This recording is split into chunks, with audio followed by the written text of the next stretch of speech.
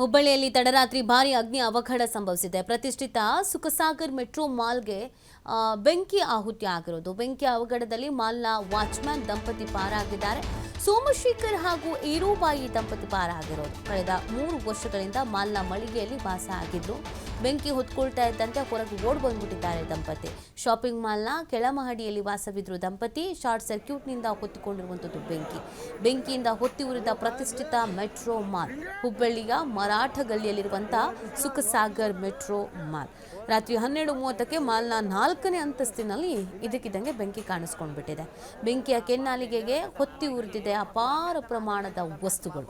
Metro ಮಾಲ್ನಲ್ಲಿರುವ 100ಕ್ಕೂ ಅಧಿಕ ವಿವಿಧ ಶಾಪ್ಗಳು, ಮಳಿಗೆಯಲ್ಲಿದ್ದ ಬಹುತೇಕ ವಸ್ತುಗಳು ಸುಟ್ಟು ಕರಕಲಾಗಿದೆ ಅನ್ನೋದ್ರ ಬಗ್ಗೆ ಮಾಹಿತಿ ಇದೆ.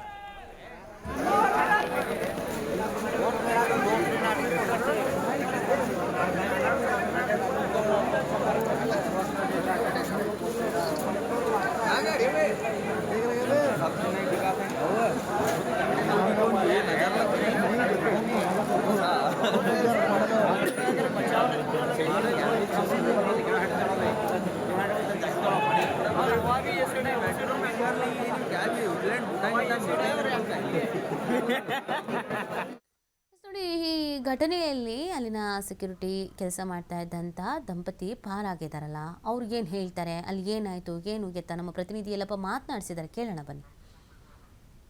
ಹುಬ್ಬಳ್ಳಿಯ ಮರಾಠಗಲ್ಲಿರುವಂತಹ ಒಂದು ಬಹುಮಡಿಯ ಕಟ್ಟಡ ಇಲ್ಲಿ ಅಂತಾರೆ ಬೆಂಕಿ ಕೆನ್ನಾಲಿಗೆ ಸುಟ್ಟು ಕರಕಲಾಗಿದೆ. ಇದೇ ಒಂದು ಕಟ್ಟಡದಲ್ಲಿಂತಹ ಒಂದು ಬಡ ಕುಟುಂಬ ಇಲ್ಲಿ ಅಂದರೆ ಅದೃಷ್ಟವಶಾತ್ ಇಲ್ಲಿ ಅಂದರೆ ಪಾರಾಗಿದೆ. ಯಾಕಂದರೆ ಇವರು ಮೂಲತಃ ಏನು ಗದಗ ಜಿಲ್ಲೆಯ ಅಣ್ಣಿಗಿರಿ ಪಕ್ಕದಲ್ಲಿರುವಂತಹ ಒಂದು ಪುಟ್ಟ ಗ್ರಾಮದಿಂದ ಬಂದವರು. ಇಲ್ಲೇ ಒಂದು ಸೆಕ್ಯೂರಿಟಿ ಅಂತ ಕೆಲಸ ಮಾಡಿಕೊಂಡು ತಮ್ಮ ಉಪಜೀವನವನ್ನು ಸಾಗಿಸ್ತಾ ಇದ್ರು. ಇಬ್ಬರು ದಂಪತಿಗಳ ಇಲ್ಲಿ ಅಂತಂದರೆ ಒಂದು ಅದೃಷ್ಟವಶಾತ್ ಇಲ್ಲಿ ಅಂತಂದರೆ ಈ ಒಂದು ಪ್ರಾಣಾಪದಿಂದ ಪಾರಾಗಿದ್ದಾರೆ. ಈ ಘಟನೆ ಹೇಗಾಯಿತು ಏನು ಅನ್ನೋದ್ರ ಬಗ್ಗೆ ಏನೋ ಆ ಇಬ್ಬರು ದಂಪತಿಗಳೇ ನಾನು ಮಾತಾಡ್ತೀನಿ. ಸಾಹೇಬ್ರೆ, ಎಷ್ಟೊತ್ತಿಗಾಯ್ತು ರಾತ್ರಿ? ಇದು 12 ಗಂಟೆಗೆ ರೀ ಕರೆಂಟ್ ಹೋಯ್ತು. ಮತ್ತೆ ಬಂತು 10 ನಿಮಿಷ ಬಿಟ್ಟು. ಆಮೇಲೆ ಬೆಂಕಿ ಕರೆಂಟ್ ಶಾಕ್ ಇಷ್ಟಾಗಿ ಬೆಂಕಿ ಆಯ್ತು. ನೀವು ಎಲ್ಲಿದ್ರಿ? ಈ ಬಿಲ್ಡಿಂಗ್ನಾಗ ಎಲ್ಲಿದ್ರಿ? ಕೆಳಗಡೆ ಗ್ರೌಂಡ್ ಫ್ಲೋರ್ನಾಗ ಇದ್ದಿ. ಈ ವಿಷಯ ಹೆಂಗ್ ಗೊತ್ತಾಯ್ತು ನಿಮಗೆ? ಬೆಂಕಿದ ಆವಾಜ್ ಬರಾಕತ್ರಿ ಗ್ಲಾಸಿಂದ ಆವಾಜ್ ಹಾಕತ್ತು. ಅವಾಗ ಹೊರ ಬಂದು ನೋಡಿದ್ರೆ ಆ ಮೂಲೆ ಹತ್ಕೊಂಡಿತ್ತು ಮೊದಲು ಮೆಟ್ರೋದಾಗ. ಎಷ್ಟು ವರ್ಷದಿಂದ ಕೆಲಸ ಮಾಡ್ತಿರ್ತಾವ ಇಲ್ಲಿ? ಇದು 3ನೇ ವರ್ಷ ಚಾಲ್ತೀರಿ. ನಿಮ್ಮದು ಇಲ್ಲಿ ಜೀವನ ಉಳಿದಿದ್ದ ಭಾಳ ಗ್ರೇಟ್. ಇಲ್ಲ ಅಂದ್ರೆ ಏನೋ ಸ್ವಲ್ಪರಾಗ ಉಳಿದೈತಿ ನಿಮ್ಮ ಜೀವನ. ಹೌದೌದ್ರಿ. ಅಮ್ಮಾರ, ಏನಾಯ್ತು ರಾತ್ರಿ? ಎಷ್ಟೊತ್ತಿಗಾತಿಲ್ ಘಟನೆ? 12 ಗಂಟೆ ರೀ. 12 ಗಂಟೆಗೆ ಎಚ್ಚರ ಆತ್ರಿ ನಮ್ಗೆ. ಅದು ದಡಲ್ಲಂತೆ ಕರೆಂಟ್ ಹೋಗ್ಬಿಡ್ತು.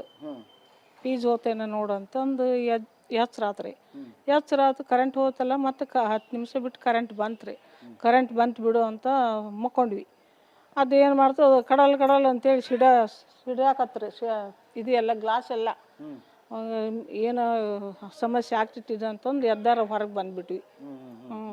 ಅದು ಎಂತೆಂತ ಅವ್ರಿ ಆ ಕಡೆ ಹೋಗಿದ್ರೆ ನಮ್ಮ ಮೈ ಮೇಲೆ ಬೀಳ್ತಿದ್ವು. ಈ ಕಡೆದ ಪಾರಾದೀವಿ ನಾವು. ಹ್ಞೂ ರೀ, ಕೆಳಗಡೆನೇ ಇದ್ವಿ.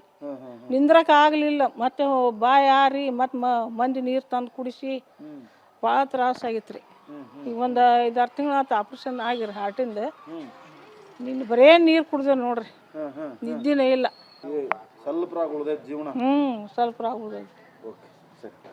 ರಾತ್ರಿ 11 ಗಂಟೆ ಸುಮಾರಿಗೆ ಇಲ್ಲಿರುವಂತಹ ಏನು ಮಳಿಗೆಗಳನ್ನು ಬಂದ್ ಮಾಡಿಕೊಂಡು ಅಂಗಡಿ ಮಾಲೀಕರು ಮನೆಗೆ ಹೋಗ್ತಾರೆ. ಆ ನಂತರ ನಾವು ಇಲ್ಲಿ ಅಂದರೆ ಊಟ ಮಾಡಿ ಇಲ್ಲಿರುವಂತಹ ಏನು ಮೇನ್ ಗೇಟ್ಗಳಿದ್ದಾವೆ ಅವುಗಳನ್ನ ಬಂದ್ ಮಾಡಿ ಇಲ್ಲಿ ಅಂದರೆ ನಾವು ಮಲಗುವಂತಹ ಸಮಯ 12 ಗಂಟೆಗೆ ಇಲ್ಲಿ ಅಂತಾರೆ ಕೆಲವೊಂದಿಷ್ಟು ಏನು ಗ್ಲಾಸ್ ಇಲ್ಲಿ ಅಂತಾರೆ ಸಪ್ಪಳ ಬಂದು ಆ ಕೆಳಗಡೆ ಬೀಳುವಂತಹ ಸಪ್ಪಳ ನೋಡಿ ಹೊರಗಡೆ ಬಂದು ನೋಡಿದಾಗ ಇಲ್ಲಿ ಅಂತಂದರೆ ದೊಡ್ಡದಾದಂಥ ಒಂದು ಬೆಂಕಿ ಇಲ್ಲಿ ಹೊತ್ತುಕೊಂಡಿತ್ತು. ಆ ದಗದಗ ಬೆಂಕಿಗೆ ನಾವೇನಾದರೂ ಸ್ವಲ್ಪ ಇಲ್ಲಿ ಅಂದರೆ ನಿದ್ದೆಗಣ್ಣಿಗೆ ಜಾರಿದ್ರೆ ನಾವಿಬ್ಬರೂ ಸಹ ಇಲ್ಲಿ ಅಂದರೆ ಬದುಕು ಕುಳಿತಿರಲಿಲ್ಲ ಅನ್ನೋದು ದಂಪತಿಗಳ ಮಾತು.